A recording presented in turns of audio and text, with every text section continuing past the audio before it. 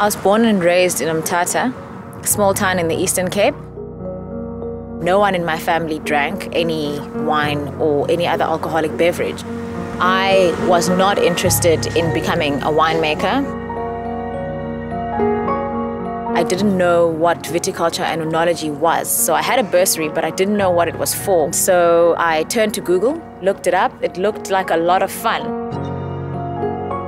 I thought I would be perfect for viticulture and oenology because I would be one of those people enjoying a glass of wine at the braai, at the table. But when I started studying, it was completely different to what Google said. It was a 4-year degree in science, the chemistry of winemaking, the physiology of grape growing. It was very intensive. You're not laughing and smiling with fantastic makeup all the time. It's hard work, but it's very, very rewarding.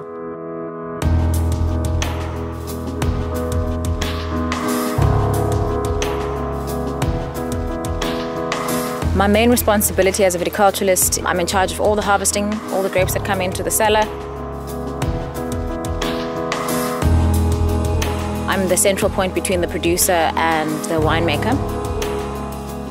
So you start off with a vine, you plant it, in 3 years' time you get some grapes. In 7 years' time you can make maybe a quality wine, and in 3 years after that, if it's been in barrel, you get to enjoy it.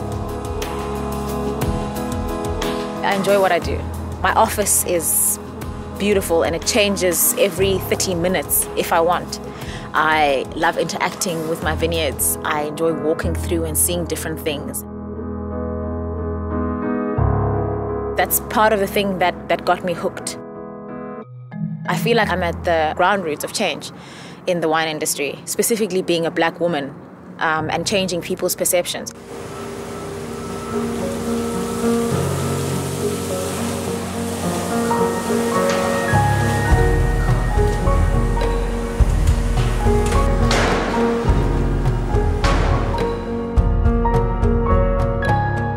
The thing that keeps me in the wine industry and specifically viticulture is the difference in cultures with some of my producers.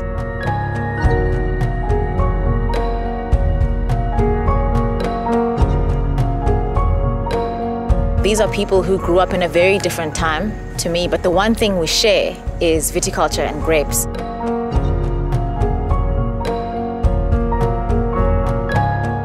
My dream of wine is having people who are South Africans, who are passionate about South African wine, running South African wine businesses.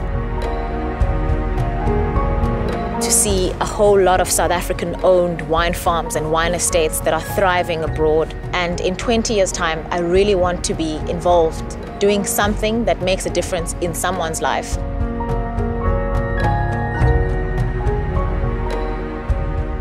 Nelson Mandela's legacy, what I've learnt from him, is to understand people and to understand where they're coming from in order to impact any kind of change.